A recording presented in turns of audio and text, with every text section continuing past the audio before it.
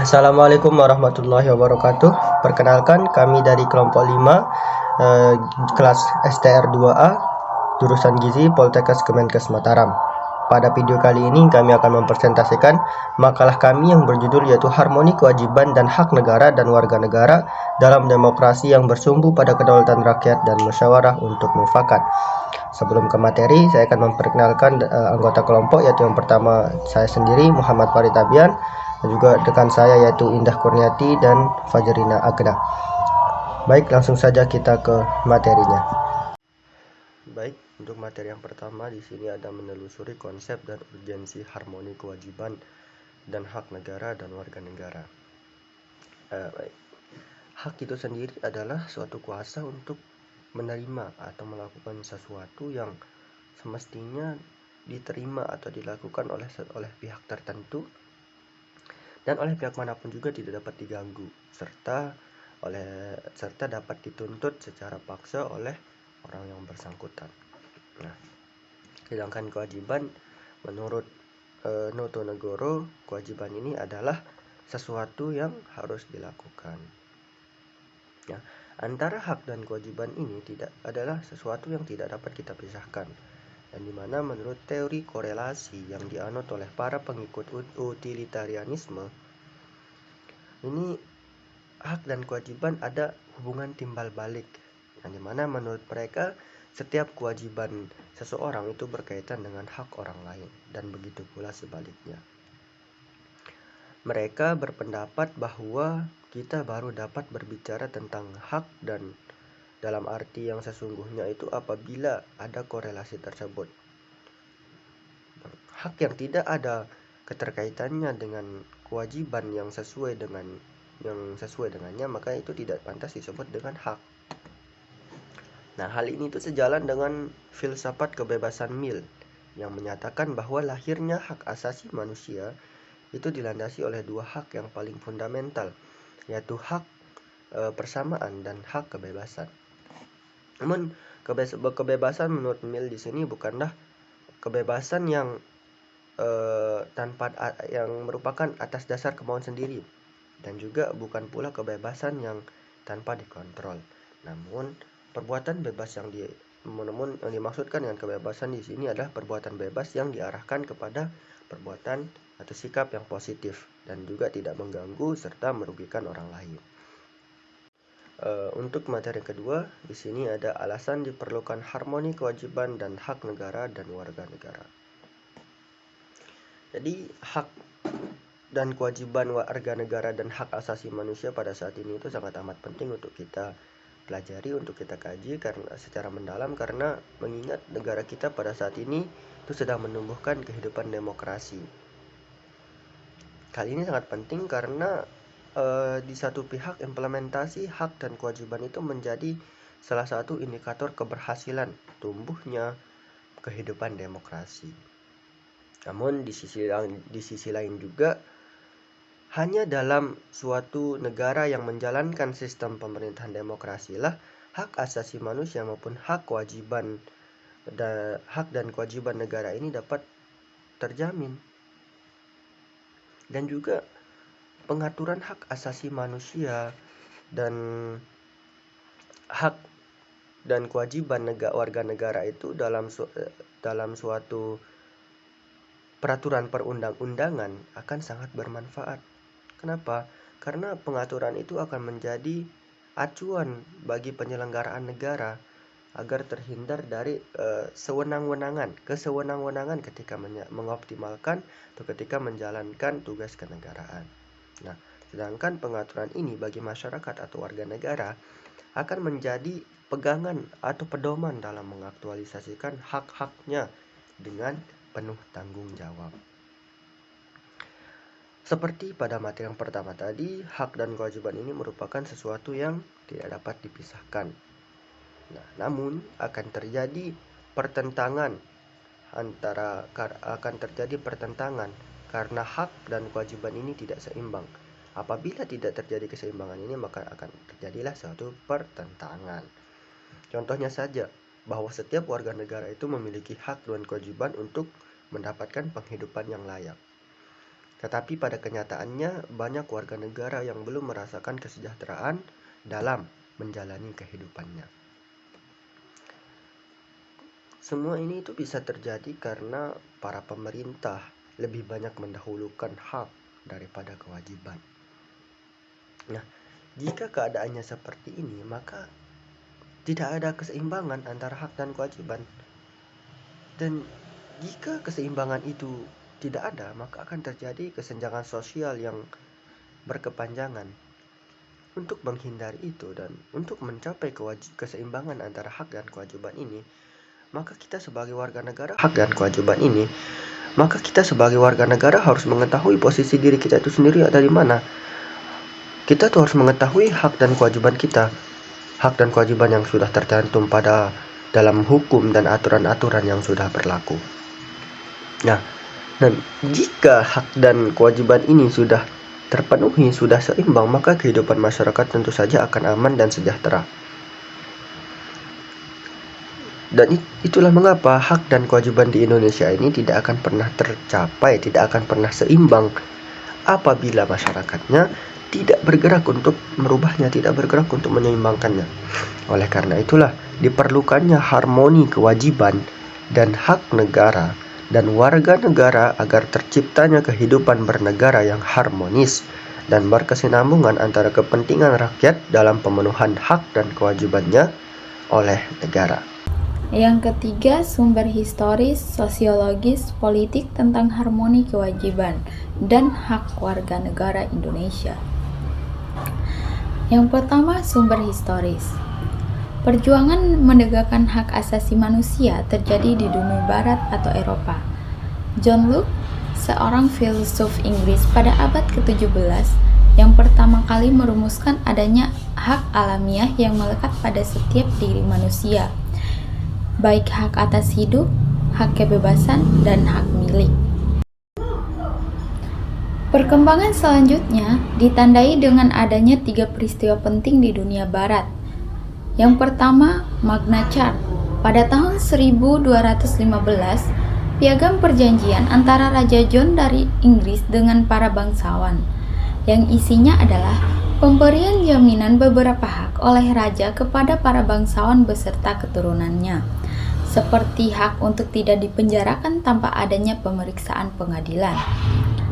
Yang kedua, Revolusi Amerika.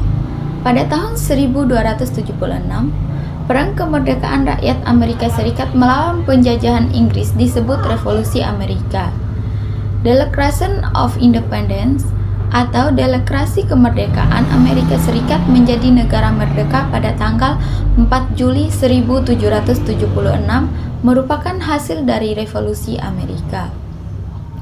Yang ketiga, Revolusi Prancis. Pada tahun 1789, Revolusi Prancis adalah bentuk perlawanan rakyat Prancis kepada rajanya sendiri, yaitu Louis XVI, yang telah bertindak sewenang-wenang dan absolut. Pernyataan hak-hak manusia dan warga negara dihasilkan oleh Revolusi Prancis. Dalam perkembangannya, pemahaman mengenai hak asasi manusia makin luas. Sejak permulaan abad ke-20, konsep hak asasi manusia berkembang menjadi 4 macam kebebasan. Konsep ini pertama kali diperkenalkan oleh Presiden Amerika Serikat, yaitu Franklin D. Roosevelt. Yang kedua, sumber sosiologis. Suatu kenyataan yang memprihatinkan bahwa setelah tumbangnya struktur kekuasaan atau autokrasi, yang dimainkan rezim Orde Baru ternyata bukan demokrasi yang kita peroleh, melainkan itu sebuah oligarki di mana kekuasaan terpusat pada sekelompok kecil elit. Sementara sebagian besar rakyat atau demos tetap jauh dari sumber-sumber kekuasaan ataupun wewenang, uang, hukum, informasi, pendidikan, dan sebagainya.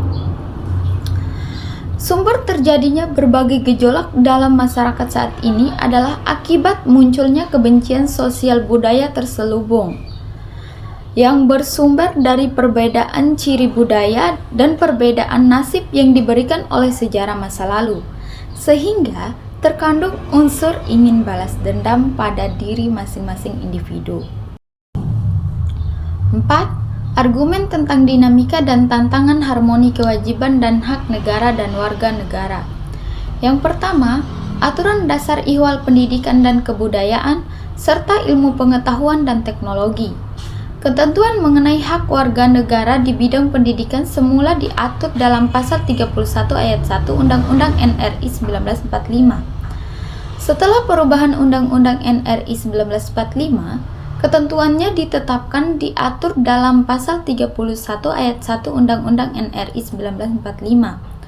Namun, dengan perubahan Undang-Undang NRI 1945 juga memasukkan ketentuan baru tentang upaya pemerintah dalam memajukan ilmu pengetahuan dan teknologi. Perubahan dunia itu pada kenyataannya berlangsung sangat cepat, serta dapat mengancam identitas bangsa dan negara Indonesia.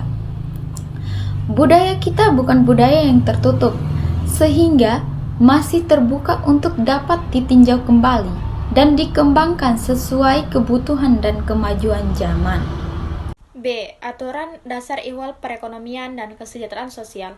Sebelum diubah, ketentuan ini diatur pada bab 14 dengan judul Kesejahteraan Sosial dan terdiri atas 2 pasal, yaitu pasal 33 dengan 3 ayat dan pasal 34 tanpa ayat.